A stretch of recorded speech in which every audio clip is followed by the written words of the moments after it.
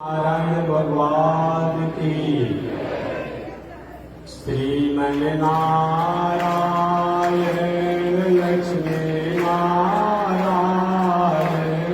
श्रीमन नारायण लक्ष्मी नारायण। श्रीमन नारायण नारायण नारायण। श्रीमन नारायण नारायण नारायण। श्रीमन नारायण भवतारायण। श्रीमन नारायण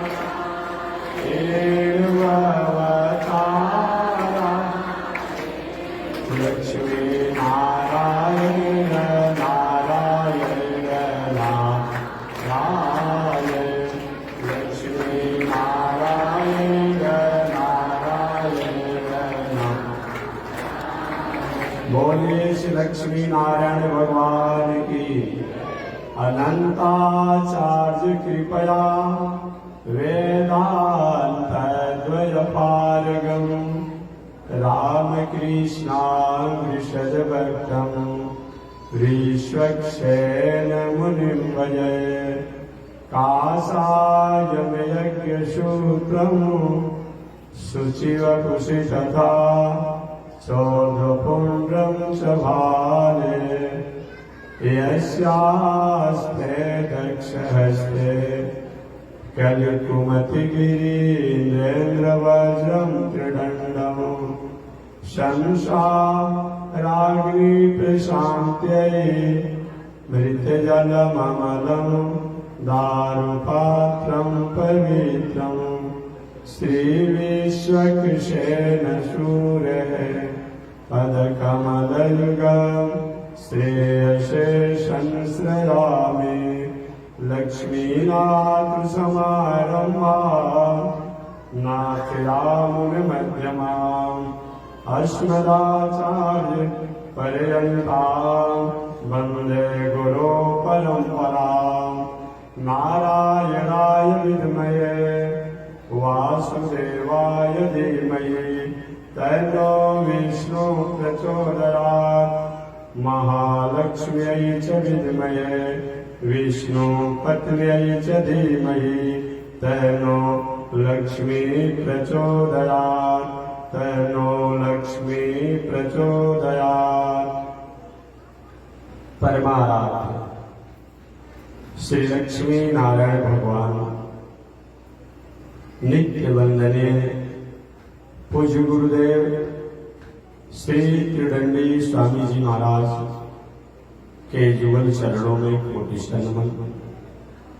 भगवत भागवत आचार्य कैंकर्य पारायण महानुभाव पावन भूमि पर पावन कथा को निवेदन किया जाता है।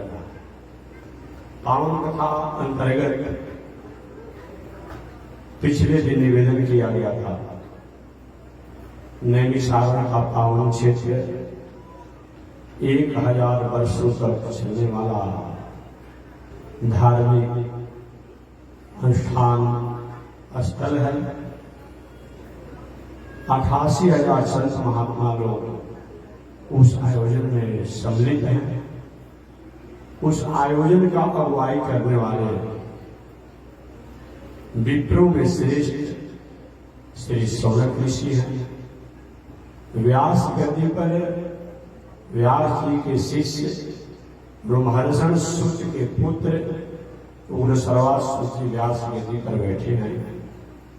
श्री सौनक जी ने उग्रसर्वा सूत जी से पूछा कि हे सूत जी, मानव के कल्याण के लिए सरल और सहज साधन क्या है? श्री सूत जी ने कहा, सौनक जी, मानव के कल्याण के लिए तो अनंत साधन है। उन अनंत साधनों में भगवान जैसे भक्ति के द्वारा प्राप्त होते हैं, प्रपत्ति के द्वारा प्राप्त होते हैं, शरणार्थी के द्वारा प्राप्त होते हैं, उपासना के द्वारा प्राप्त होते हैं, वैसे और द्वारा नहीं देखा जाता है। अगला प्रश्न कर दिए सौनक जी, भगवान और भगवान कितने? भगवान किसे कहते हैं? भगवान कितने हैं? श्री सूत जी ने कहा दुनिया के नियामक और नियंता को ही भगवान कहते हैं। जिसके द्वारा ये दुनिया फलती है, फूलती है, विकसित होती है और अंत में जाकर उन्हीं में लय हो जाती है, उन्हीं को भगवान कहते हैं। कितने हैं भगवान? भगवान के अनंत अवतार हैं। उन अनंत अवतारों में 1008 अवतार प्रसिद्ध है। उन 1008 अवतारों में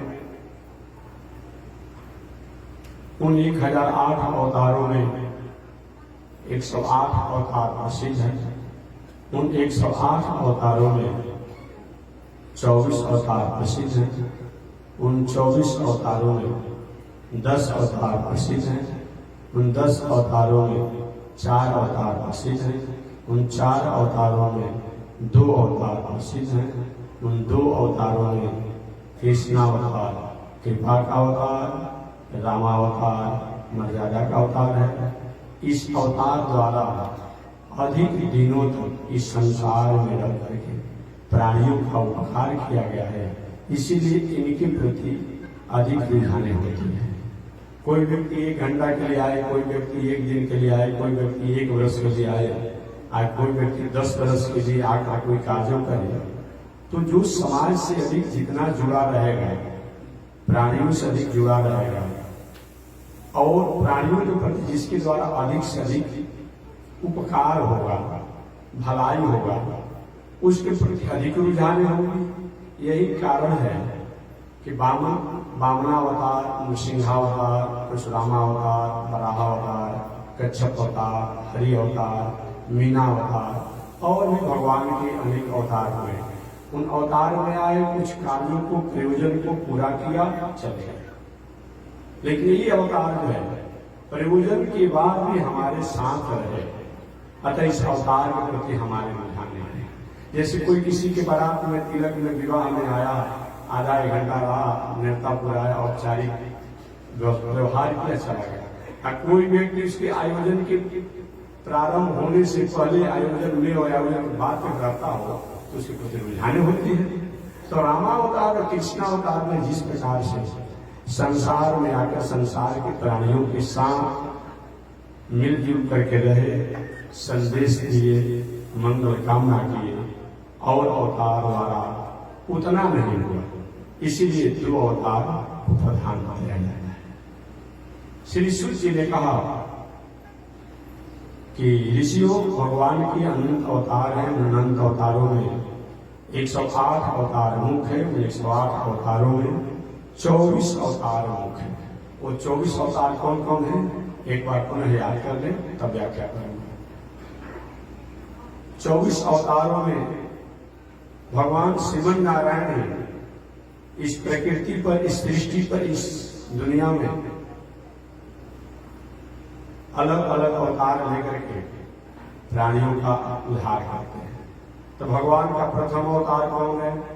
सनक, सनंदन, सनातन, सनातन। ये चारों भाइयों का अवतार जो है ये ब्रह्मा जी के पुत्र हैं। ये प्रथम अवतार पहला। दूसरा अवतार वाराह अवतार, इसकी व्याख्या आज करेंगे। तीसरा अवतार नारद जी का अवतार। चौथा अवतार नर नारायण का अवतार। पांचवा अवतार कपिल जी का अवतार। छठवां अवतार दत्तात्रेय जी का अवतार। सातवां अवतार यज्ञावतार। आठवां अवतार ऋषभ देव का अवतार। 9वां अवतार राजा पृथु का अवतार। 10वां अवतार मत्स्यावतार। 11वां अवतार कुरु रूप धारण कर, कछुआ का रूप धारण करके भगवान ने अवतार लिया। 12वां अवतार धन्वंतरी का अवतार। 13वां अवतार मोहिनी अवतार। 14वां नरसिंह भगवान का अवतार। 15वां वामन भगवान का अवतार। 16वां परशुराम जी का अवतार। 17वां व्यास जी का अवतार, 18वां राम जी का अवतार, 19वां बलराम जी का अवतार, 20वां कृष्ण भगवान का अवतार, 21वां हरि अवतार और 22वां हंसावतार, 23वां बुद्धावतार और 24वां कल्कि अवतार।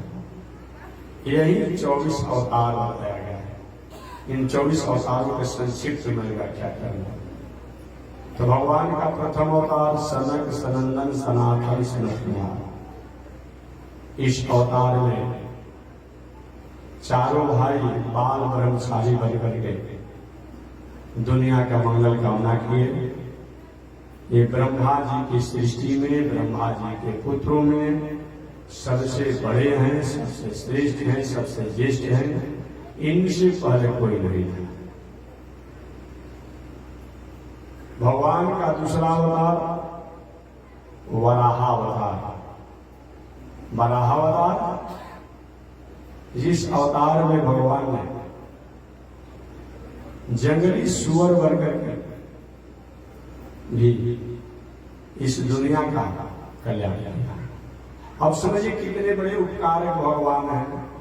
आज साधारण कोई रामलीला में, रसलीला में, कोई नाटक में भी किसी को कह दे हम आपको सुअर आप बन जाइए, कोई नाटक ऐसा हो कि वाह हम सुअर बनेंगे, नहीं बनेंगे, नहीं बनना चाहता है। रावण बनने को तैयार हो जाता है, किसमें गाली देना पड़ेगा, किसी को जान फटकार करना पड़ेगा, रावण बन जाता है। लेकिन जल्दी नाटक में भी कोई सुअर नहीं बनना चाहता है। परंतु भगवान सृष्टि प्रकृति समष्टि के उद्धार करने के लिए उन्होंने जंगली सुअर का भी अवतार ले लिया। ये अवतार भगवान को क्यों लेना पड़ा? क्या ये सुअर के अवतार भगवान नहीं लेते तो काम नहीं चलता? नहीं चलता। ये अवतार क्यों भगवान लिए, इसकी व्याख्या करें। सृष्टि के प्रारंभ में जब सनक सनंदन सनातन सनत कुमार का अवतार हो गया, दुनिया जलमग्न थी, जल ही जल, जल ही जल, जल ही जल था। भगवान श्रीमन नारायण के नाभि से कमल, कमल से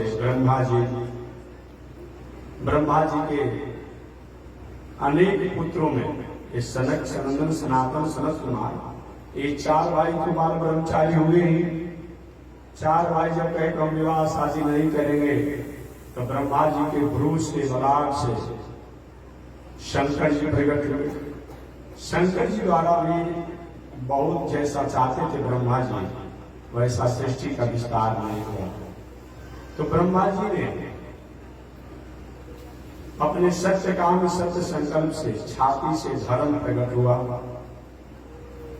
पीठ से अधर्म प्रकट हुआ, छाया से कर्दम ऋषि प्रकट हुए और पैखाना मार्ग से राक्षस प्रकट हुए, लवशंका इत्यादि समुद्र प्रकट हुआ। एक कन्या भी प्रकट हुई, अहल्या देवी, ये ब्रह्मा जी की बेटी है। एक और भी कन्या प्रकट हुई जो सरस्वती देवी के नामों से भी जानी जाती है। फिर भी ब्रह्मा जी को संतुष्टि नहीं मिला तो ब्रह्मा जी ने 10 ऋषियों का सृष्टि किया। मरीचि ऋषि, अत्रि ऋषि, पुलह ऋषि, कर्तो ऋषि, भृगु ऋषि, वशिष्ठ ऋषि, अंगिरा ऋषि, नारद जी, प्रजापति दक्ष इत्यादि प्रकट हुए। इससे भी ब्रह्मा जी को बहुत संतुष्टि नहीं मिला तो ब्रह्मा जी ने अपने सत्य संकल्प से एक स्त्री को प्रकट किया, एक पुरुष को प्रकट किया। जो स्त्री जो है शत्रुपा के नामों से जानी गई और पुरुष जो है शंभु मनु के नामों से जाने गए। जो मनु और शत्रुपा जी को हम कहते हैं। ये मनु शत्रुपा द्वारा 2 पुत्र हुए, 3 कन्याएं हुई। मनु शत्रुपा के पुत्र जो हुए उनका नाम पड़ा प्रियव्रत और कानहार। और शत्रुपा मनु शत्रुपा द्वारा जो 2 पुत्र प्रियव्रत और उतानपाद, 3 कन्याएं हुई मनु शत्रुपा के, आकृति, देवहूति, प्रसूति। आकृति का विवाह रुचि नाम के प्रजापति से हुआ, जिनसे यज्ञ और दक्षिणा, क्या चीज, यज्ञ और दक्षिणा 2 पुत्र हुए। यज्ञ साक्षात नारायण, दक्षिणा साक्षात लक्ष्मी से होता थी। तो लक्ष्मी का विवाह नारायण से होगा, नारायण का विवाह लक्ष्मी से होगा। ऐसे यज्ञ दक्षिणा हुए। यज्ञ दक्षिणा के पुत्र भी हुए। जग दक्षिणा के पुत्र कौन है? तोष, संतोष, प्रतोष, मोद, आनंद, ये सब जग और दक्षिणा के पुत्र हैं। जग जब हम करते हैं तब तोष होता है, संतोष होता है, प्रतोष होता है, आनंद होता है, पुष्टि होता है, पुष्टि होता है, इत्यादि कार्यक्रम होते हैं। ये सब जग दक्षिणा के पुत्र हैं। ऐसे मनुज की बड़ी बेटी जिसका नाम था आकृति, उनका विवाह रुचि नाम की प्रजापति से हुआ, जो जग और दक्षिणा पुत्र हुए। जग दक्षिणा से तोष, प्रतोष, संतोष इत्यादि। मनु जी की दूसरी बेटी जिसका नाम था देवहूति, उन देवहूति का विवाह कर्दम ऋषि के साथ हुआ। जो कर्दम ऋषि और देवहूति के संबंध से 9 कन्याएं हुई। उन 9 कन्याओं में अनुसुईया का भी नाम आपने सुना होगा, और भी का नाम आपने सुना होगा। और एक पुत्र हुए भगवान कपिल देव जी। ये तो बाल ब्रह्मचारी बन गए, तो आगे चलकर वंश का विस्तार नहीं हुआ। लेकिन कर्दम ऋषि की 9 कन्याएं जो हुई, उन 9 कन्याओं का विवाह 9 ऋषियों के साथ हुआ। मरीचि ऋषि, अत्रि ऋषि, पुला ऋषि, खत्तु ऋषि, भृगु ऋषि, वशिष्ठ ऋषि, जमदग्नि, अंगिरा, पुलस, पुल, कर्तु इत्यादि। दक्ष, नारद जी 10 भाई थे, तो नारद जी बचपन से घुमक्कड़ स्वभाव के थे, इसीलिए कर्दम ऋषि के 9 कन्याओं का नारद जी के 9 भाइयों के साथ कर दिया गया। नारद जी का विवाह नहीं हुआ। हमेशा घूमते फिरते थे, संत महात्माओं के मठ मंदिर में जाते रहते थे, इसीलिए विवाह नहीं होता। जब विवाह का अवसर था उस समय नहीं थे। वही मरीचि ऋषि, मरीचि ऋषि जो ब्रह्मा जी के बड़े पुत्र हैं, उन मरीचि के पुत्र कश्यप ऋषि हुए। कश्यप ऋषि की पत्नी का नाम अदिति, दीति, दनु, कद्रु, बिंदा, ये सब की पत्नियों का नाम है। कश्यप ऋषि के सबसे बड़ी पत्नी का नाम है अदिति। अदिति से आदित्य हुए। आदित्य हुए। उन आदित्य को हम देवता के नामों से जानते हैं। छठ के अवसर पर आप लोग आदित्य की पूजा करते हैं, गीत भी माताएं गाती है, आदित्य मत गाती है। ये कौन है? अदिति के द्वारा जन्म लेने के कारण ही देवताओं को आदित्य कहा जाता है। उसमें सूर्य का भी नाम आता है। सूर्य भी अदिति के ही पुत्र हैं, कश्यप ऋषि के ही पुत्र हैं।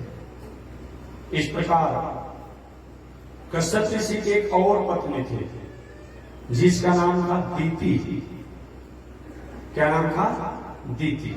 एक पत्नी का नाम था अदिति और दूसरे पत्नी का नाम क्या था? अदिति। तो दीति दैत्यों की माता, राक्षसों की माता हो गई, और अदिति जो है देवताओं की माता हो गई। ऐसे एकाक्षरी कोश में पढ़े लिखे आप लोग होंगे तो थोड़ा समय बता दो। अदिति का मतलब क्या होता है? अ माने नहीं, अदिति माने द्वैत बुद्धि, भेद बुद्धि। जहां भेद बुद्धि नहीं हो उसको अदिति कहते हैं।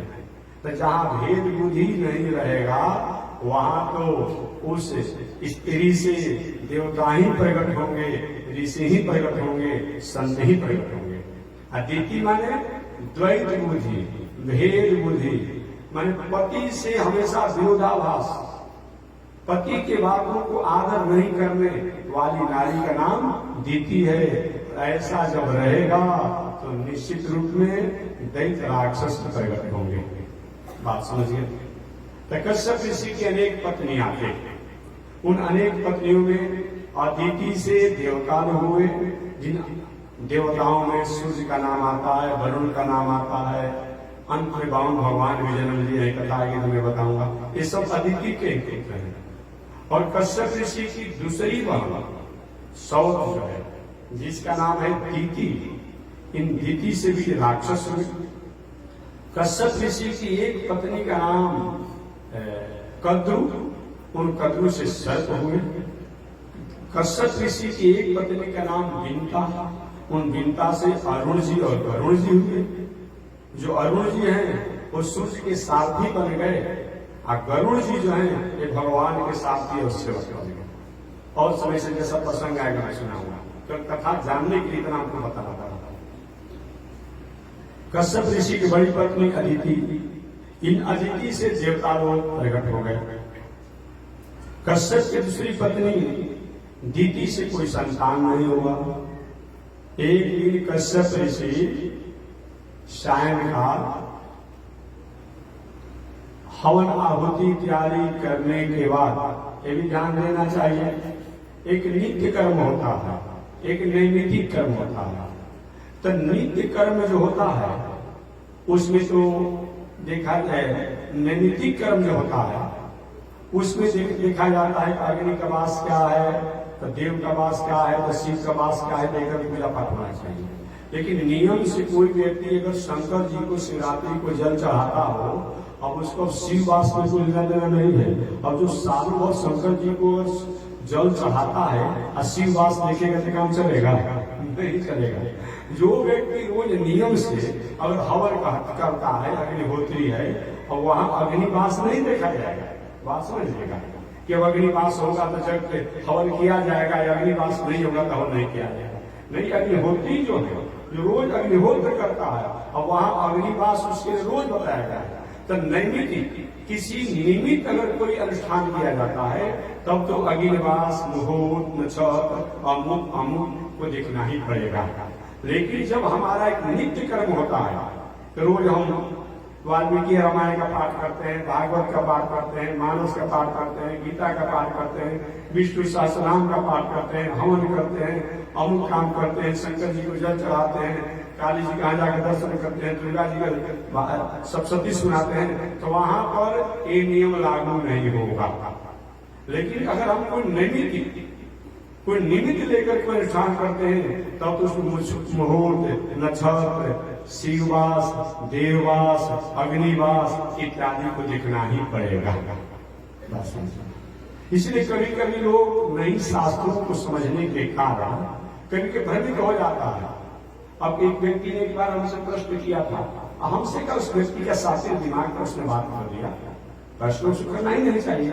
कुछ कि महात्मा जी, आप लोग कुआर में जग करते हैं, कोई भादों में जग करता है, कोई सावन में जग। चतुर्मास करने वाले संत महात्मा जो होते हैं, 3 प्रकार के सन्यासी होते हैं चतुर्मास करने वाले।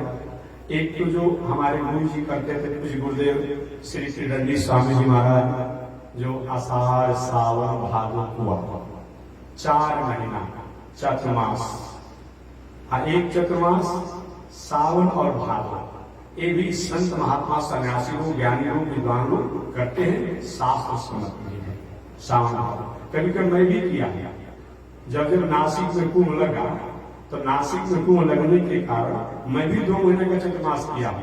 2 बार हमको नासिक जाने का 2 या 3 बार मौका मिला, तो मैं क्या किया कि गुरु पूर्णिमा मना करके और उसी दिन मैंने यात्रा कर दिया महाराष्ट्र के लिए, नासिक के लिए। और सावन प्रतिपदा को मैं वहां पहुंच गया। सावन पूरा और भादो पूरा वहां रहा, और 2 महीना चतुर्मास किया। पुनः भादो को भंडारा करके व्रत पूरा करके आकर के जग, जहाँ चतुर्मास जग की परंपरा जो घोषणा होती रहती है, उसके अनुसार मैं आकर के जग किया। ये 2 बार ऐसा मौका हमको प्राप्त हुआ। एक बार जब 2015 में सासाराम में चतुर्मास था, उस समय एक बार तारीख नहीं मालूम है। जब बनारस जिला में हम थे, चंदौली जिला में जो चहनिया के आसपास महुआ कला वहां गए, ये भी शास्त्र है। तीसरा हरिशैनी से देवोत्थान। हरिशैनी आषाढ़ शुक्ल पक्ष एकादशी से कार्तिक शुक्ल पक्ष एकादशी तक। हरिशैनी तो आप लोग सब लोग कुछ लिखा ही है। और देवोत्थान जो कार्तिक शुक्ल एकादशी को जानते हैं, ये भी शास्त्र से है। तब इसमें ये जो है सब अपने आप व्रत में है। चातुर्मास महाव्रत है, चातुर्मास महानुष्ठान है, चातुर्मास महायज्ञ है। अब उसके लिए हमको अलग से अग्निवास नहीं देखना होगा। जब का जो हमारा पूर्णावती होगा, पूर्णावती का अवसर पर भंडारा होगा, पूजा होगा, पाठ होगा, जैसे जिसकी क्षमता होगी वो जग इत्यादि करेगा। और वहां जो है ये कोई कहे भला आदमी शायद विशेष शास्त्रों को नहीं पढ़ने के कारण कि महाराज बिना अग्निवासी को आप लोगों ने भादु में जब कर दिया, आपने कुआर में जब कर दिया, आपने कार्तिक में जब कर दिया, तो शायद वो शास्त्र को पढ़ने में थोड़ी सी कृपणता किया है, कंजूसी किया है। और वो जो है चातुर्मास जो करने वाला है उसके लिए ये नियम नहीं लागू होगा। लेकिन अब सब लोग वही पर करने लगेंगे तो नियम लागू हो जाएगा। जो चतुर्मास व्रत में करने वाला है और उसको श्रीवास है, अग्निवास है, देववास देखने की आवश्यकता नहीं, जो सही में चतुर्मास व्रत किया है। लेकिन अब सब के सब लोग देखा देखी करने लगेगा तब तो नियम लागू हो जाएगा। तब नियम लागू हो जाएगा कि जब जीवन सामने जब कर सके तो हम कहेंगे श्रीवास देखेंगे, अग्निवास देखेंगे। नहीं, जो ऐसा करने वाला हो वो अगर है तब पकड़ाएगा। इसीलिए शास्त्र की विडंबना बुद्धि समय उसके बारे में जानना होगा। जैसे अभी सावन का समय चल रहा है, सावन का समय चल रहा है, शंकर जी का हम बहुत आएंगे जाएंगे। उस अवसर पर किसी इच्छा है कि हम शिवरात्रि के अवसर पर हम हवन करें। अगर शिवरात्रि के अवसर पर यदि किंचित के हवन कर भी दिया तो कोई आपत्ति नहीं है। लेकिन ये बात देखो कोई जगशाला बना के किसी को हर जगह जग कर, इस पर तो उसको विचार करना पड़ेगा। नवरात्र का समय है और नवरात्र के समय पर कहीं विधानचल में लेकिन वहां हमेशा अग्निकुंड चलते ही रहता है। वहां जाकर लोग अपना हवन करते हैं, तो वहां चाहे अग्निवास हो या न हो, मुहूर्त हो या न हो, लेकिन वहां तो चलते रहता है, वो विशिष्ट धर्म है। लेकिन अगर कोई ऐसे अपने घर कुछ करना चाहे तब तो उसको मुहूर्त नक्षत्र इत्यादि देखना पड़ेगा, श्रीवास अग्निवास ऐसी चीजों को देखना ही पड़ेगा। यही बताया तो शास्त्र का मतलब होता है। तो मैं निवेदन करना चाह रहा था कि अग्निहोत्र जो नित्य करता है, रोज करता है, उसके लिए तो रोज का वही मुहूर्त है। जो पूजा नित्य करता है भागवत से रोज वही है। अब उसको ये नहीं देखना है किसी पंडित से मुहूर्त देकर रोज पाठ करने का मुहूर्त दिखाया जाएगा, नहीं, वो पाठ कर रहा है रोज का नियम है। लेकिन अगर अनुष्ठान को सुनना हो तो ब्राह्मण विद्वान ज्ञानियों से आपको मुहूर्त दिखना ही चाहिए। कश्यप ऋषि जी नित्य अग्निहोत्र संध्या वंदन चिंतन जब करते थे तो कर रहे थे। संयोग से एक दिन सायंकाल का समय था। कश्यप ऋषि की दूसरी पत्नी माने देवताओं की माता की सौतेली माने सौत अदिति की सौत कश्यप ऋषि की दूसरी पत्नी जिसका नाम है दीति, जो दैत्यों की राक्षसों की माता से संबोधित की जाती है। दीति कश्यप ऋषि के पास चली गई और कश्यप ऋषि के पास जाकर कही महाराज क्या मैं आपकी पत्नी नहीं हूं? कश्यप ऋषि कहे अरे देवी इस पूजा पाठ को अवसर पर ऐसा प्रश्न करने का समय तुम औचित्य क्या है कि तुमने ऐसा प्रश्न किया? तो दीति ने राक्षसों की माता ने कहा कि हमारी सौत, हमारी बड़ी सौत जो है देवताओं की माता, उनके देवता लोग बहुत हो गए और हमको कोई अभी तक संतान नहीं हुआ। महाराज हमको पुत्र प्राप्ति का अधिकार दीजिए और अभी दीजिए, इसी समय दीजिए। कश्यप ऋषि ने कहा देवी क्या देवताओं की माता द्वारा पुत्र जो है तुम्हारा पुत्र नहीं है? अरे तुम हमारी पत्नी हो और देवताओं की माता भी हमारी ही पत्नी है, तो स्त्री का अंतर हो गया, बाकी पति तो हम हैं। तो देवताओं के पुत्र भी देवता लोग तुम्हारे ही पुत्र हैं, लेकिन ऐसे में तो नहीं चलेगा, सब अपना अपना होता है। महाराज आपको हमें पुत्र प्राप्ति का अधिकार देना होगा और अभी देना होगा, इसी समय देना होगा। हमको अभी तक कोई पुत्र नहीं हुआ है, और उस समय तक कोई राक्षस जन्म नहीं लिए थे। कश्यप इसने कहा ठीक है, चलो तुम्हारी इच्छा है पुत्र प्राप्ति के लिए, अच्छी बात है। हर नारी की इच्छा होती है कि हमारा विवाह शादी हुआ तो हमें संतान होना ही चाहिए। लेकिन देवी अभी का मुहूर्त अच्छा नहीं है, अभी का मुहूर्त जो है, समय जो है, काल जो है, ये सायंकाल का समय है, गणवेर का समय है, संध्या काल का समय है। इस समय ये सब काम नहीं करना चाहिए। ऐसे नीतिकारों ने तो 4 काम को विशेष निषेध कर दिया है कि जिस समय न दिन हो न रात हो। संध्या का मतलब तो शामिल नहीं होता है, तो रात समाप्त हो रहा हो, दिन प्रारंभ हो रहा हो सुबह में, वो भी संध्या काल कहलाता है। इसे हम लोग 3 बार संध्या करते हैं। एक मध्याह्न काल, 11:30 से 12:15 के बीच भी मध्याह्न काल होता है, और एक सायंकाल जो समय आएगा, दिन समाप्त होगा, रात्रि आएगी। इन समय पर 4 काम नहीं करना चाहिए, थोड़ा आगे पीछे बढ़ा लेना चाहिए। क्या क्या 4 काम नहीं करना चाहिए? नए शास्त्रों का स्वाध्याय नहीं करना चाहिए। अगर कोई नियम से पाठ पूजा कर रहे हैं, कोई हवन कर रहे हैं, तब तक कोई रोक नहीं है। लेकिन नए ग्रंथों का, नए शास्त्रों को पाठ प्रारंभ नहीं करना चाहिए, या नए किताबों को, नई चीजों को नहीं पढ़ना चाहिए, क्योंकि पढ़ने से स्मरण शक्ति कमजोर होती है। उस समय ऐसा कुछ वायरस घूमते रहते हैं प्रकृति में, जो हमें संक्रमित करके हमारे स्मरण शक्ति को कमजोर कर देंगे। इसलिए वैज्ञानिक दृष्टि से है। और बाकी ऐसे उस समय काम नहीं करना चाहिए। दूसरा, उस समय भोजन नहीं करना चाहिए। उस समय के भोजन करने से जो उस भोजन से रह जाते जो भी तैयार होगा, उससे शरीर में प्रमाद स्थिति आएगी, तो भोजन भी नहीं करना चाहिए। लेकिन रोगी पर, बच्चा पर, बालक पर, वृद्ध पर ये नियम लागू नहीं रहेगा। आपत्ति काल में नियम लागू नहीं रहेगा। और कोई यात्रा करके आया हो, ट्रेन की 2 दिन से ट्रेन में हो, और देखिए गड़बड़ काम चलेगा। हम लोग ट्रेन में रात भर भोजन चलते रहते हैं, न दिन देखा जाता है, न रात देखा जाता है, न स्नान देखा जाता है, न ध्यान देखा जाता है। वो विषम परिस्थिति होती है। तो विषम परिस्थितियों में तो हमेशा उसका अलग नियम होता है। तो रोगी हो, वृद्ध हो, बालक हो, उन पर नियम लागू नहीं होगा, बाकी नियम लागू होता है, बाकी नियम लागू होता है। तो क्या क्या 4 काम नहीं करना चाहिए? एक तो उस समय सोना नहीं चाहिए नींद से। कितना भी रोग हो, कितना भी रोगी आदमी हो, लेकिन निद्रा में नहीं सोना है। आंख ठीक है, रोगी आदमी बैठा नहीं जा रहा है, आप नहीं, लेकिन निद्रा में नहीं सोना है। उस समय नए शास्त्रों को नहीं पढ़ना है। 2 हो गए। उस समय भोजन नहीं करना चाहिए। और चौथा, उस समय संतान की इच्छा नहीं करनी चाहिए। उस समय की संतान की इच्छा करने से राक्षस वृत्ति का, चोर चूहे प्रकटमार्ग लंपट लड़का होगा। अगर लड़की होगी तो गलत आचरण वाली होगी, बड़े शंकर संतान को चालाकी से लड़का को जन्म देने वाली होगी। बाद में शंकर जब बड़ी होगी तो इसे नहीं होना चाहिए। उस समय के सायंकाल जो मैंने बताया कि जो या तो प्रातः काल का संध्या हो, या तो मध्याह्न का हो, या तो सायंकाल का हो, उस समय अगर स्त्री पुरुष वंश विस्तार की मर्यादा को करते हैं तो राक्षस और लंपट लड़का होता है, चोर चुहेड़ परिमार बदमाश अपराधी कुकर्मी होगा। और लड़की होगी तो गलत आचरण वाली होगी। सीधी सीधी बात जान जाएगा। अगर कहीं ऐसा होता हो तो गलती से, चाहे आगे पीछे कुछ हो गया हो, और एक मैंने कथा बताया था, वो गलती से।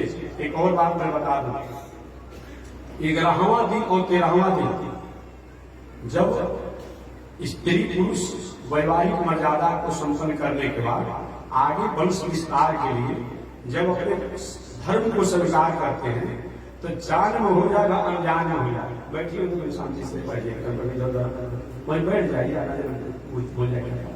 चाहे जान में हो जाएगा, अनजान में हो जाएगा। अगर गलती से भी बात समझिएगा, 11वां दिन और 13वां दिन अगर कहीं वंश विस्तार की क्रिया को हो गया, तो उस संबंध से लड़की जन्म लेगी। क्या चीज? लड़की जन्म लेगी और वो लड़की बाद में चलकर जब बड़ी होगी तो चालाकी से वर्णशंकर संतान को जन्म लेगी। जब तक उसका विवाह नहीं होगा तब भी वो गलत आचरण से जीवन जिएगी, वर्णशंकर और अवैध आचरण को करेगी। विवाह होने के बाद भी, अपने पति के होने के बाद भी अपने पति से छूट करके वो गलत आचरण को करेगी। इसलिए इसको स्त्री पुरुष को हमेशा ध्यान देना चाहिए। 11वां दिन और 13वां दिन याद रखना। ऐसा नहीं करते हैं तो उसका परिणाम आपके पास आएगा, आपके पास आएगा। ये हमारा भी शिक्षा है। लेकिन मैं किताब की बात करूं, नहीं मानते मत मानिए, कौन आपको मनाने जा रहा है? इसलिए एक विचार होना चाहिए। हमेशा मैं कहता हूं, प्रश्न करते रहते तो हम दवाई में तंत्र मंत्र जादू टोना झाड़ फूक ये सब कुछ नहीं चाहिए। वर्तमान भूत भविष्य जो जानते हैं आपके सामने कथा प्रवचन में शास्त्र कर देता हूँ, आपको समझ में आए तो ठीक है, समझा कर मैं कहता हूँ। एक व्यक्ति ने कहा महाराज जी आप कथा नहीं करते हैं, तो क्या करते बता दीजिए। कथा नहीं कहते, हमने क्या कर बता दूं? क्या कि आप जो है ये पढ़ाते हैं, हम चलिए भी मान लिया ना। अब कथा तो कहते रहिए, किसी बुझाए ना जाए। हम जो बात कह देते हैं शांति सुनेंगे, दिमाग में बात बैठी जाएगी। तो मैं निवेदन हमेशा करता हूं, एक बार मैं अपने याद भी दिला दिया, जो भी वंश विस्तार के लिए वैदिक परंपरा अनुसार विवाह शादी करके और शास्त्रीय मर्यादा में रहते हुए जब अशुद्धि अवस्थाओं को स्त्रियां प्राप्त होती है तो 8 बजे सुबह से लेकर के 8 बजे रात्रि के बीच जो अशुद्धि अवस्था होता है वह 1 दिन होता है, उसको 1 दिन गिनना चाहिए। अब उसके अनुसार 4था दिन, 6वां दिन, 8वां दिन, 10वां दिन, 12वां दिन, 14वां दिन, 16वां दिन। अगर वंश विस्तार की मर्यादा को स्वीकार किया जाता है तो लड़का होगा, याद हो गया, लड़का होगा। उसमें 4था दिन और 6वां दिन के संबंध से जो वंश विस्तार जो होगा वो लड़का कमजोर होगा, रोगी होगा, अल्पायु होगा और अल्प समय में मृत्यु हो जाएगी। अब तो 4था दिन को बढ़ा ही देना चाहिए, 6वें दिन को बढ़ा ही देना चाहिए। बाकी 8वां दिन, 10वां दिन, 12वां दिन, 14वां दिन, 16वां दिन। मेडिकल साइंस के अनुसार 18वां, मेडिकल साइंस कहते हैं 18वां दिन भी हो तो ये संतान होगा, ये लड़का होगा। पुनः 5, 7, 9, 11, 13, 15 ये जो होगा वंश विस्तार की, इसे लड़की होती है, याद रखिएगा। उसमें 11वां दिन और 13वां दिन को वर्जित कर देना चाहिए। 15वां दिन के संबंध से जो लड़की होती है राजयोग वाली होती है, गरीब घर में जन्म लेगी, अजनबी जन्म लेगी, उसका पहले इस दुनिया में आएगा, उसके भाई चाचा माता पिता अपना खेती व्यापार से धनी बन जाएंगे, राज्य हो जाएगा। अजय जो बड़ी होगी उसका विवाह होगा, जिसका हो जाएगी कि ससुर भसुर देवर पति ये जो है वो क्या होंगे, अपने व्यापार खेती नौकरी करके राजा बन जाएंगे। ये 15वां दिन से होता है, ये शास्त्रों की परिकल्पना है। इस प्रकार से आपको जानना चाहिए। तो मैं निवेदन करना चाह रहा हूं कि 4 काम नहीं करना चाहिए। क्या क्या? एक भोजन संध्या काल में नहीं करना चाहिए, गजवेद जिसको अपनी भाषा में आप कहते हैं, तो गजवेद को आप शामी को मान लेते हैं। नहीं, सुबह वाला जो दिन समाप्त होता हो और रात्रि समाप्त होता हो और दिन प्रारंभ होता हो वो भी गजवेद होता है।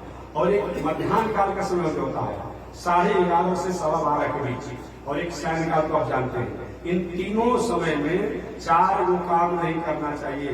एक, भोजन नहीं करना चाहिए, सोना नहीं चाहिए नींद से, नए शास्त्रों का स्वाध्याय नहीं करना चाहिए, और संतान प्राप्ति के लिए अधिकार नहीं रखना चाहिए। अगर ये काम करते हैं, सोने से रोग बढ़ने की अधिकता संभावना रहती है, रोग बढ़ने की, स्वाध्याय करने से स्मरण शक्ति कमजोर होने की संभावना रहती है, भोजन करने से अनेक प्रकार के हमारे शरीर में रोग और उत्पन्न होंगे, और संतान की इच्छा करेंगे तो राक्षसी वृत्ति का बेटा बेटी जन्म लेगा। लेकिन एक बात और मैं बता दो, अब वही कोई विवाह शादी हो, उत्सव महोत्सव हो, तब ये नियम लागू नहीं हो। कुछ शंका में पड़ जाएंगे कुछ लोग ना। मैं पहले बता दिया, विवाह हो, शादी हो, उत्सव हो, महोत्सव हो, यात्रा हो, रोगी हो, वृद्ध हो, बालक हो, और छोटे छोटे लड़का है वो समझेगा, तो अभी हमको चाहिए, क्या करेंगे माता है, खिलाना ही पड़ेगा, पिलाना ही पड़ेगा, अभी हम सुधरे करेंगे, वो सुधर जाएगा छोटा लड़का जो होगा। लेकिन इसीलिए वृद्ध, बालक और रोगी, इन तीन को छोड़ करके इसमें नियम को पालन होना चाहिए। कश्यप ऋषि ने दीदी से अपनी छोटी पत्नी से कहा, देवी जी तुम बात ठीक करेगा कि मेरे पुत्र की कामना है कि हमारी सौत अदिति के देवता लोग हो गए, हमको कोई संतान नहीं है, लेकिन अभी का मुहूर्त ठीक नहीं है, अभी का समय ठीक नहीं है, अतः प्रतीक्षा करो उत्तम समय की। दीदी ने कहा, माता ज्यादा मत करो, भूल रहे हैं, धीरे धीरे बतियाओ, कुछ बतिया धीरे धीरे, आपका आवाज हमारे तरफ जा रहा है, धीरे धीरे बतियाओ जो बात करना। तो कश्यप ऋषि ने कहा कि दीदी अभी का मुहूर्त ठीक नहीं है। दीदी ने कहा, मुहूर्त नहीं जानती हूँ, हम आपकी पत्नी हूं, हमको संतान चाहिए। पत्नी तो पत्नी है, कहेगी देवी इसका प्रणाम अच्छा नहीं होगा कि महाराज प्रणाम की बात की है, अभी तो हमें आप वंश विस्तार के लिए संतान का अधिकार दीजिए। और अपनी छोटी पत्नी दीदी के कहने में आकर के, माने दैत्यों की माता के कहने में आकर के, राक्षसों की माता के कहने में आकर के कश्यप ऋषि ने अच्छा मुहूर्त नहीं होने पर भी वंश विस्तार की कामना से अपनी दूसरी पत्नी से वंश विस्तार की मर्यादा को स्वीकार किया। अजय जब उसे निवृत्त हुए कि देवी तुमने तो काम अच्छा नहीं किया, तुम्हारे पुत्र तो होंगे लेकिन बहुत बड़े उपद्रवकारी होंगे, धर्म कर्म पूजा पाठ यज्ञ दान तीर्थ व्रत सब में बाधा पहुंचाने वाले होंगे, संत महात्मा ब्राह्मण ज्ञानी को मारने वाले, पीटने वाले, परेशान करने वाले होंगे। दीदी ने कहा, प्रभु हम उसमें कामना में आ गए थे, काम वासना में आ गए थे, लेकिन अब तो जो हो गया आप कृपा करिए। अब दुनिया के लोग क्या, हमारे पुत्र, आप ऋषि हैं, मैं आपकी पत्नी हूँ, छोटी पत्नी हूँ, और हमारे पुत्र कई संत महात्मा धर्म ब्राह्मण ज्ञानी को कोई विरोध पहुंचा गया, ये क्या कन्या कहेंगे, कोई उपाय कीजिए। नहीं देवी होगा तो यही होगा। तब एक चलो तुमने अफसोस किया है, गलती तो कर दिया, अफसोस किया है, तो चलो तुम्हारे पुत्र तो राक्षस होंगे, लेकिन तुम्हारा नाती जो होगा ना, ये भगवान का भक्त होगा जो सबका उद्धार कर देगा। चलो इतना तक उसके बाद बात हुआ कि बेटा नारायण की वक्त नाती का अच्छा हो जाएगा तो इससे भी काम चल जाएगा। तुम्हारा नाती, वही बाद में चलकर मैं कथा सुनाऊंगा, प्रहलाद जी जो होंगे वो भक्त होंगे, कथा बाद में सुनाऊंगा। तुम्हारा नाती जो होगा वो बहुत बड़ा भगवान का भक्त होगा। लेकिन अब तो जो हो गया सो हो गया। बहुत दिनों तक दीदी ने अपने गर्भे में बालक को रखा। अरे भाई ऋषि की पत्नी है, शक्ति है, साधना है, बहुत दिनों लड़का जन्मे नहीं लेगा, न जन्म लेगा न कुछ बढ़ेगा, बहुत दिनों तक रखा। इधर जितने दिन तक दीदी के गर्भ में बालक पड़े रहे, उधर अब देवताओं का तेज कमजोर होने लगा। कभी कभी ट्रांसफार्मर से बिजली का तार आते रहता है, और कोई गलत तरीका से कोई व्यक्ति जोड़ देता है तो दूसरे का लाइन करंट कमजोर नहीं हो जाता है, डिफॉल्ट नहीं हो जाता है, बहुत कुछ हो जाता है। अब वही हाल हुआ। कश्यप ऋषि की दूसरी पत्नी दीदी अपने गर्भ में जो दैत्यों को, राक्षसों को कभी जन्म नहीं होने देंगे, तो अपने घर में धारण करेंगे, न जन्म लेंगे न उपद्रव बढ़ेगा। इधर देवताओं का शक्ति निस्तेज होने लगा, निस्तेज होने लगा।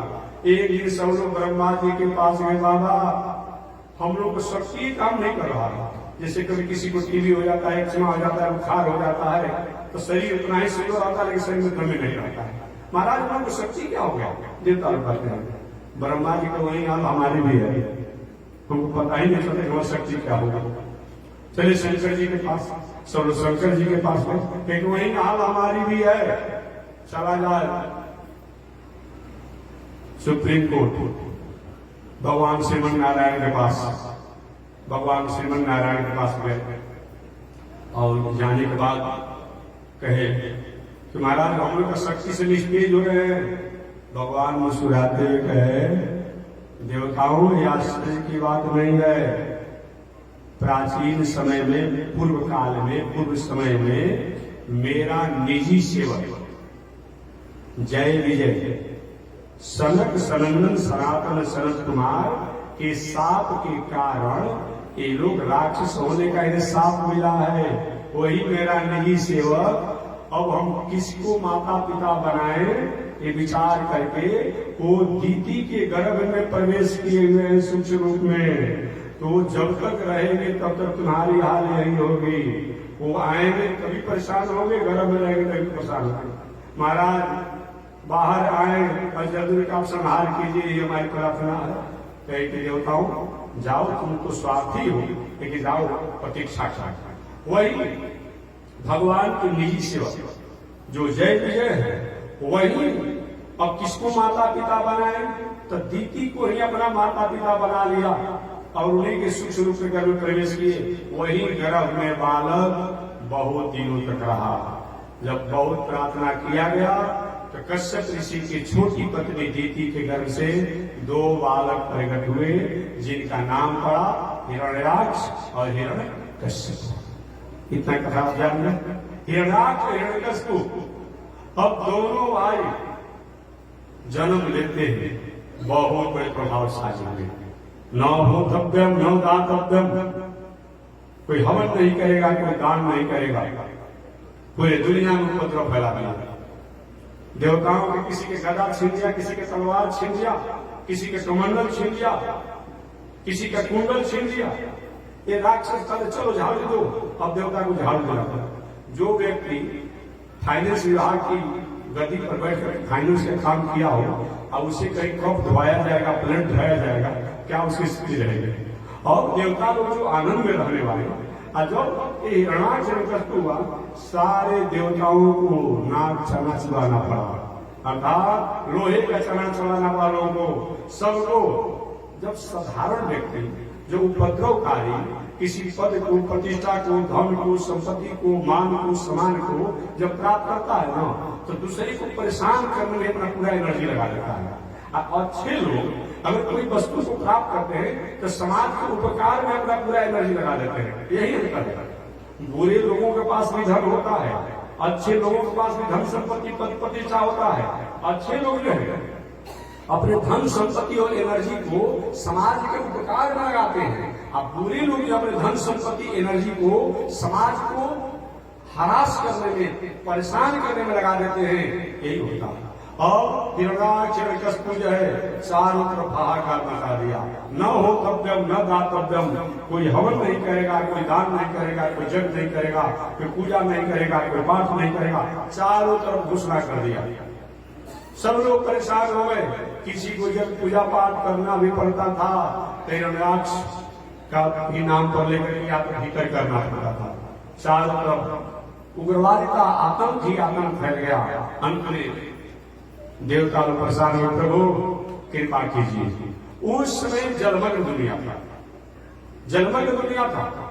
वो हिरण्यकश्यप का बड़ा भाई हिरण्याक्ष, कश्यप ऋषि का, अभी तो कुछ दिन पहले एक किताब में कोई व्यक्ति बता ऐसा ऐसा कि आजकल के उपद्रवकारियों द्वारा उपद्रव को पेश किया जाता है, जो कि कभी कभी नजर कहां से ऐसा बुद्धि आ जाती है कि बात आश्चर्य हो जाता है।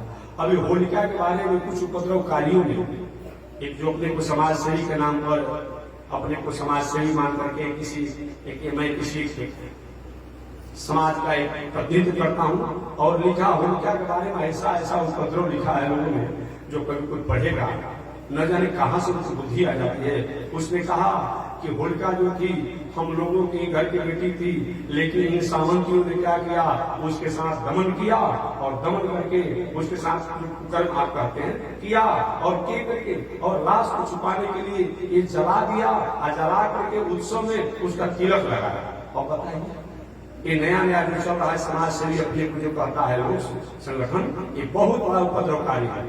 ऐसा ऐसा बातों को तोड़ मोड़ कर बताइए आखिर होलिका कौन थी समझना तो चाहिए। हिरण्याक्ष हिरण्यकशिपु की बहन थी, प्रहलाद की फुआ थी, लेकिन ऐसा तरीका सूत्र पेश किया। इसीलिए मैं निवेदन करता हूं कि कभी कभी ऐसे असंतुलित किताबों को पढ़कर के थोड़ा सा अपने से विवेक से विचार करके आप काम लीजिए। तो मैं निवेदन करना चाहा, हिरण्याक्ष ने क्या किया, पृथ्वी को अपने कब्जा में कर लिया और कब्जा में करके ले जाकर रसातल में छुपा कर रखा। राक्षसों का एक स्थान रसातल है, उनका अपना मूल स्थान है रसातल। कभी कभी किसी पर नाराज होते हैं, आज हम बोल हम आपको रसातल भेजेंगे, हम कहते हैं कभी कभी हम आपको रसातल पहुंचा देंगे। ये राक्षसों का निजी स्थान है, वही रसातल वहां रहते हैं, बाकी अपना प्रभाव वर्चस्व से वो लोग आगे आते रहते हैं। वही हिरण्याक्ष जो कश्यप ऋषि का बड़ा बेटा था, कश्यप ऋषि की छोटी पत्नी दीति के बड़ा पुत्र था हिरण्याक्ष। पृथ्वी को अपहरित करके और रसातल में छुपा कर रखा, शक्ति को तेज बोझ। चारों तरफ देवता लोग परेशान है, ऋषि लोग परेशान है, क्या किया जाए। अंत में सबने प्रार्थना की देवताओं ने भगवान से, प्रभु अब हम लोग से बर्दाश्त नहीं होता है, जीते जी हम मर रहे हैं, आप कृपा कीजिए। भगवान ने कहा ठीक है प्रतीक्षा करो। वही देवता लोग प्रतीक्षा करते रहे तो भगवान श्रीमद नारायण विचार की कैसे माता पिता बनाए, कैसे मैं जन्म लूं। जल में तो जलीय जीव का ही वर्चस्व होता है, जल में जलीय जीव ही मजबूत होगा। कौन अवतार लिया गया, वही भगवान ने क्या किया, ब्रह्मा जी बैठे थे सोच रहे थे कैसे देवताओं का मंगल होगा ही होगा। अचानक ब्रह्मा जी को छींक आया, छींक आया तो नासिका से जल बूंद निकला छींक के साथ, अब उसी से नासिका से छोटा सा जीव निकला। कभी से लोग आंख से कान से नाक से करके कीटाणु निकल जाते हैं, कोई रोग के चलते से कुछ निकल जाते हैं, पैखाना मार से करके कीटाणु निकल जाते हैं, कभी कभी काक से भी चीलट निकल जाते हैं, ये सब होते रहते हैं। और अचानक नासिका द्वारा छींक जब हुआ तो जल बूंद तो निकला, उसका एक छोटा सा जीव निकला और जीव जो है कुछ ही समय में शुक्र का अवतार में, और देखते देखते वो क्या हुआ, बड़ा रूप बना लिया, वो बड़ा हुआ जंगली सुअर। कभी कभी इस कथाओं पर नास्तिक लोग कहता है बताओ ये सब सनातन परंपरा वैदिक परंपरा के लोग बताओ ये कैसे इतना बड़ा होगा। अरे भाई और तो मत कहा जाए, आपके पास कंप्यूटर है ना, आपके पास मोबाइल है ना, सब कुछ आपके पास है, रिमोट भी आपके पास है। एक बार आपने मोबाइल को यूं किया तो फोटो छोटा था, एक बार आपने मोबाइल को यूं किया फोटो बड़ा हो जाता है। जब एक विज्ञान की चमत्कार हो सकती है, तकनीकी हो सकता है, उसकी विशेषताएं हो सकती है कि छोटा से छोटा बड़ा से बड़ा एक सेकंड में आकार बना देगा, तो क्या वो देवता देवी या भगवान कहीं अपने आकार को बड़ा बना ले अल्प समय में, ये कौन आश्चर्य की बात है।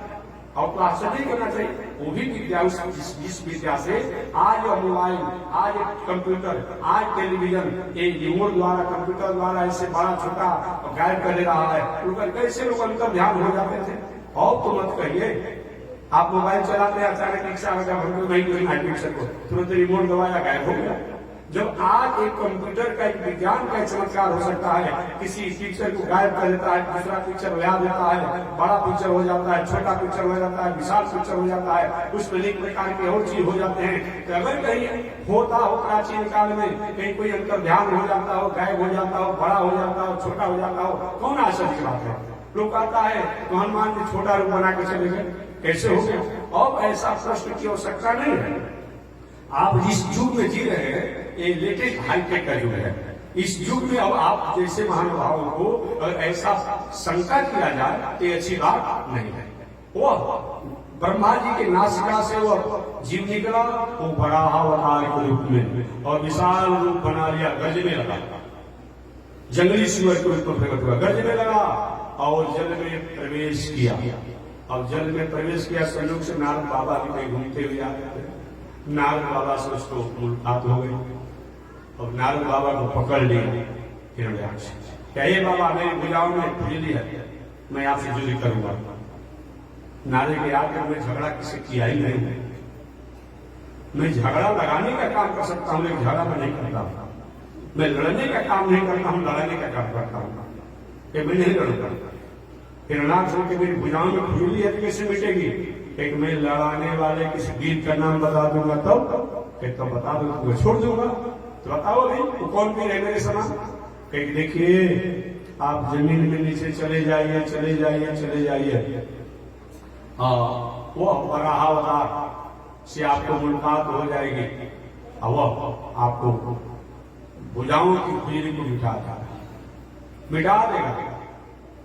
ठीक है, मार्ग में वरुण देव से मुलाकात हुआ, वरुण देव को एक हाथ से प्रणाम किया। ये भी क्या है, अपना तेज को जो खोना चाहता हो एक हाथ से हो, जिसको आप लोग लतरी भाषा में कहते हैं, जिसको आप लोग बाएं हाथ कहते हैं, एक हाथ से प्रणाम किया। वरुण देव को चुनौती दिया कि हमसे युद्ध करो। वरुण देव सोच के देखो, जब मैं जवान था ना तो मैं चुनौती किसी के प्रयास नहीं करता, लेकिन मैं नहीं करूंगा। अगर लंगा आदमी हो, कहीं आपसे ताल ठोक रहा हो ना तो धीरे से उसे किनारे हट जाइए, बहुत यही अच्छी बात है, अच्छी बात है। अरे जोर से तूफानी और आंधी तूफान आता अक्सर लड़ते हैं कि किनारे कहीं पेड़ के नीचे कहीं घर में जाकर छुप जाते हैं, और लड़ेंगे तो आंख में एक प्रकार के भूलकण हो जाएंगे और बहुत परेशानी हो जाएगी। तो कहीं नालायक लोग किसी कारण से नालायकी द्वारा कोई उपद्रव करते हो तो उससे जूझिए मत, उससे भिड़िए मत, उससे लड़िए मत, थोड़ा सा किनारे हो जाइए, कोई न कोई उसको मिल जाएगा, वैसा बलवान उसका समाधान कर देगा, आप उसकी फेरा में कब पड़ेगा। अब वरुण देव कहे कि नहीं नहीं मैं कुछ नहीं करूंगा, क्या तो नहीं कर दे दो कि वरुण देव हार गए और हिरण्याक्ष जीत गया। कहने की मंजिल कर तो नहीं दूंगा लेकिन मैं आपसे युद्ध नहीं करूंगा। आगे वो जल में चलते चला गया। अब जहां गया तो वहां वराहावतार भगवान विचार कर रहे थे कि कैसे पृथ्वी को जल के ऊपर स्थापित किया जाए। ये कितनी कला कुशलता है वराहावतार भगवान की। हम लोग कोई जल में किसी वस्तु को फेंक देते हैं, बेटी पत्थर डूब जाती है। अब वराहावतार भगवान ने इतना बड़ा तकनीकी किया है कि चाहे 1000 फीट नीचे हो और 10,000 फीट नीचे हो, जल है, और जल के ऊपर एक पहाड़ पर्वत पृथ्वी सब चित हुई है। कैसे इसको स्थापित किया जाए, ये वराहावतार भगवान विचार कर रहे थे। उसी समय हिरण्याक्ष, अच्छा यहां आकर तुम छुपा हुआ है, अरे सुअर क्या हमसे लड़ाई करेगा। नारद ने इसी तरह का नाम रखाया है, ये सुअर है, ये हमसे क्या लड़ाई करेगा। बनगोचर का, बनगोचर का कि हमसे क्या लड़ाई करेगा। भगवान ने कहा अच्छा भाई हमको छेड़ना, पहले तो भगवान बोलना ही नहीं चाहिए, इधर हटे उधर हटे, लेकिन बार बार उनका पीछे करते रहा। तब उसने कहा कि ए सुअर, जंगली सुअर हमसे क्या लड़ाएगा। तो भगवान ने कहा तो इसको कुछ जवाब देना पड़ेगा। भगवान ने कहा कि मैं तो सुअर हूं, बनगोचर में जंगली सुअर कहा जाता है, लेकिन तुम्हारे जैसे ग्राम सिंहों का मैं शिकार करता हूं। ऐसे जो व्यक्ति पढ़ा लिखा नहीं हो, अब उससे कहेंगे क्या ग्राम सिंह जी ठीक है, तो थोड़ा छाती फुलाएगा तो ग्राम सिंह कहा जाएगा। इस संस्कृत में गाली भी किसी को दिया जाता है ना, बड़ी मधुर लगता है, लेकिन ग्राम सिंह माने क्या होता है, गांव का कुत्ता। क्या चीज, गांव का कुत्ता जो होता है उसको ग्राम सिंह कहा जाता है। अपना मालिक की दीवार के सामने भूखेगा तो अपने आप में, अभी कोई दूसरे गांव में सिवान में जाता है तो पूछ दबा करके कुत्ता भाग जाता है, तो दूसरा कुत्ता होकर हार मारता है, तो उसको ग्राम सिंह कहा जाता है कुत्ता को। तो कहीं कि मैं बनगोचर तो हूं, लेकिन तुम्हारे जैसे ग्राम सिंहों का मैं शिकार करता हूं। आदमी जंगली सुअर जो होता है कुत्ता इत्यादि को शिकार कर ही देता है, मैं तुम्हारे जैसे ग्रामीण सिंहों का शिकार करता हूं। वही तो भाई कश्यप ऋषि का संतान था, तो संस्कृत तो जानता ही था। अरे हम तो कुत्ता कहता है, और क्या किया हिरण्याक्ष ने, अपना गदा उठाया, अब भगवान के शरीर पर प्रहार किया, भगवान ने बचाव किया, नहीं लगा। दूसरी बार भी प्रहार किया, भगवान ने बचाव कर दिया। इधर देवता लोग जो है ना, हमेशा में कहता है कि भाई हम कथा कहते हैं, हम तो नो ऑब्जेक्शन नो कमेंट, मैं कोई ऑब्जेक्शन नहीं, कोई कमेंट नहीं, हम कथा प्रसंग की बात करते हैं। ये देवताओं का स्वभाव, आप दल बदलू नेताओं का स्वभाव एक बराबर होता है, याद रखिएगा। ये देवता लोग भी जब देखते हैं कि हमारा झंडा फहरने वाला है, जाकर सबसे पहले भगवान के सामने स्तुति करते हैं, और जब देखते हैं कहीं हम मार खाने वाले हैं तो पहले ही भाग जाते हैं। यही हाल मजदूर नेताओं का है। जब देखिए किसी के अपना झंडा फहरने वाला है, कुछ चल रहा है, तो क्या करेगा, वहां से भागकर वहां हो जाएगा, वहां से भागकर वहां। और देवता लोग आ गए और आकर के स्तुति करने लगे, भगवान प्रभु ये राक्षस है, रात्रि हो जाएगी, इन राक्षसों का रात्रि में बल बढ़ जाता है, आप जल्दी मारिए। भगवान ने आंख दिखाया, देवताओं शर्म नहीं आती है, किसी को वरदान की रूप दे देते हो, और जब बल बढ़ जाता है और फिर उसके बाद हमारे पास आते हो, अरे रात को मैंने बनाया है, दिन को मैंने बनाया है, रात दिन क्या होता है। देवता वही बड़ा अवतार परमात्मा ने कुछ क्या किया, हिरण्याक्ष को एक चक्कर मारा, और एक चक्कर मारा बस वही पर गिर गया, आंख फेंका, निकल गया। तभी भी देवता लोग के मन में शंका है, वो हो सकता है कहीं मूर्छित हुआ है, और कहीं मूर्छा समाप्त होगा, अस्वस्थ होगा, और कहीं हम लोग जाकर के भगवान की स्तुति करें, अगर कहीं जिंदा हो जाएगा तो मार कर हम लोग को सुमत निकाल देगा। तो ऐसा काम करना है, स्तुति जरूर करें, लेकिन ये पति नहीं चले कि देवता का स्तुति कर रहे हैं कि दानवों का स्तुति कर रहे हैं। कुछ समाज में ऐसे भी लोग होते हैं, ऐसे रहेंगे पति नहीं चलेगा क्या है। और क्या किए, उन देवताओं ने बराहावतार भगवान के सामने स्तुति कर रहे, बराहावतार भगवान की आज स्तुति की प्रशंसा कर रहे हैं उस राक्षस का। हे दैत्यराज, कितने तुम बलशाली हो, भाग्यशाली हो कि भगवान के सामने तुम लेटे हुए हो, तुम्हारे जैसा कोई पुण्यात्मा नहीं होगा, पुण्य करने वाला कोई नहीं होगा। भगवान के देखो देवताओं को इतना डरे हुए, हम पर इनको विश्वास नहीं है, एक लोगों को विश्वास है, हमारे सामने स्तुति कर रहे हैं, आप प्रशंसा उस दैत्य का कर रहे हैं। उसके बाद जब कुछ देर तक टस-मस नहीं हुआ, तब देवताओं को विश्वास हो गया कि नहीं नहीं, अब तो हिरण्याक्ष का वध हो गया। वही हिरण्याक्ष के मृत्यु होने पर बराहावतार परमात्मा पृथ्वी को जल के ऊपर ला करके स्थापना किए, जो आज भी एक पृथ्वी जल के ऊपर स्थापित है। इसीलिए हम लोग जग में, विवाह में इत्यादि में ये बराहावतार भगवान का गीत गाते हैं। ये जो भी हमारी माताएं माटी कोड़ने के लिए जाती है, उसमें किसकी पूजा करती है, बराहावतार भगवान की ही पूजा होती है। हम लोग भी जग जो करते हैं, जग में बराहावतार भगवान की ही पूजा होती है। इसीलिए मैं कहना चाहता हूँ, एक बार मैं झारखंड प्रदेश में था, एक आदिवासी थे, अच्छे समाज सेवी नेता थे, उन्होंने कहा महाराज हम लोग प्रकृति की पूजा करते हैं। हमने कहा कि आप 200-150 वर्षों से प्रकृति के पुजारी बने हुए हैं, हम जो है परंपरा से प्रकृति के पुजारी हैं।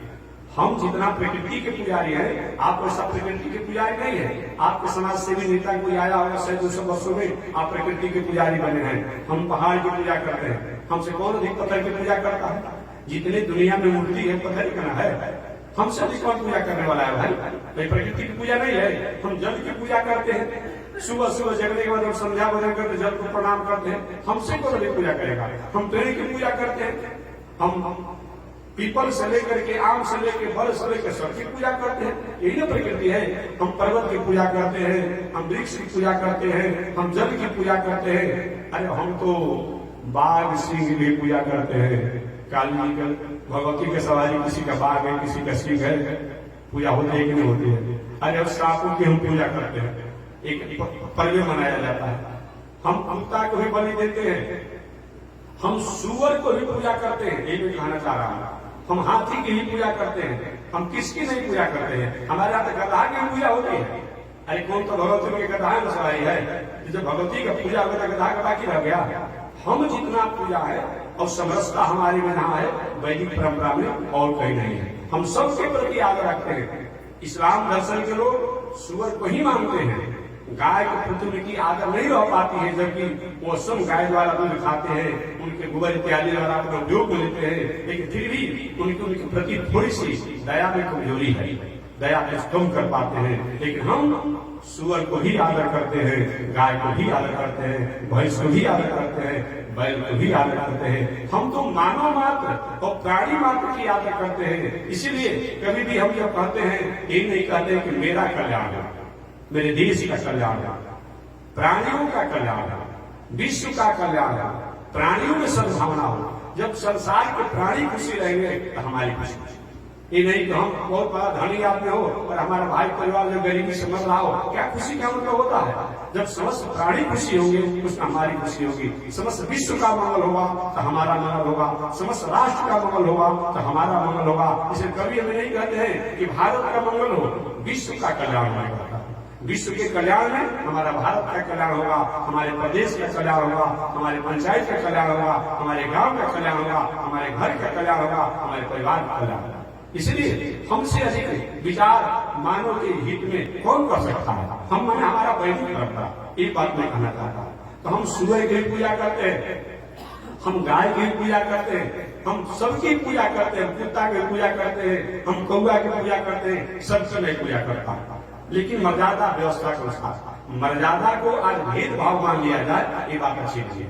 मर्यादा में मर्यादा होता है। घर में कई प्रकार की स्त्री होती है, लेकिन मर्यादा के कारण तो किसी को माई कहते हैं, किसी को बहन कहते हैं, किसी को फुआ कहते हैं, किसी को बेटी कहते हैं, किसी को मौसी कहते हैं, कहा जाता है ना।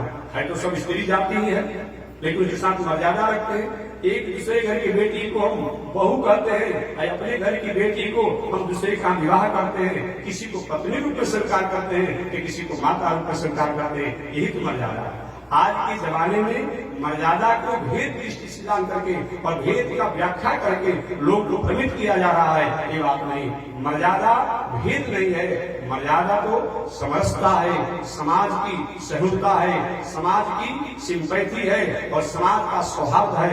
इस समाज की स्वभाव को, सहिष्णुता को और समरसता को अगर हम भेद में प्रेरित करते हैं कि हमारी बुद्धि की कमजोरी है। इसलिए मानव मात्र हम सब परमात्मा के हैं। हमेशा मैं कहता हूँ, all thing bright and beautiful, all creature great and small. छोटे बड़े सुनहरे चमकीले जो कुछ भी दुनिया में है, उसको निर्माण करने वाला वह गॉड है, वह लॉर्ड है, वह ईश्वर है, वह परमात्मा है, वह भगवान है, वह नारायण है।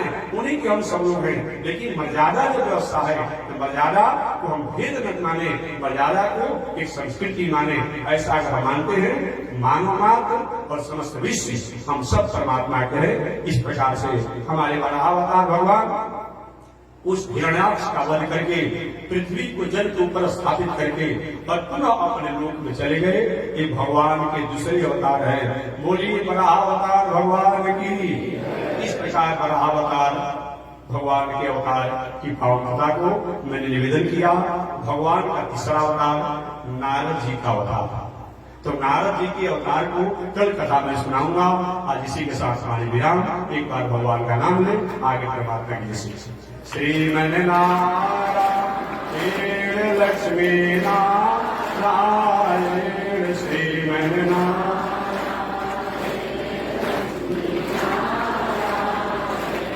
श्रीमन नारायण नारायण नारायण, श्रीमन नारायण नारायण नारायण। बोलिए श्री लक्ष्मी नारायण भगवान की, सीता रामचंद्र भगवान की, राधा कृष्ण चंद्र भगवान की, विश्व राजा श्री त्रिकंडी स्वामी महाराज की। हरिओम। शांति शांति शांति।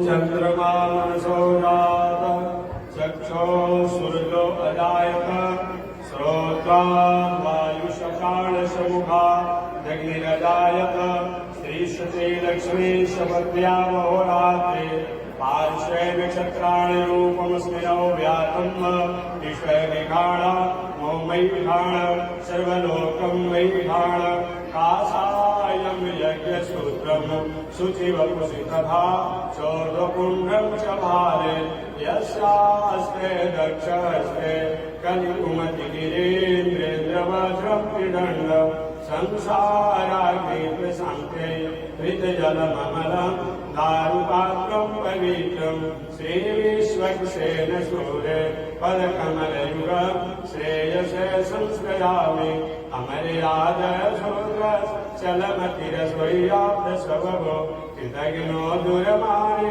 स्मर परवशो वञ्चनपर निशंसा पापेश कथमामितो दुर्गजलदे प्रपारादुत्रीरस तव परिचरेयं शरणयो लक्ष्मीनारायण भगवान की शुभम जगदाता श्री त्रिगंडी स्वामी जी महाराज की हरि ओम शांति शांति शांति।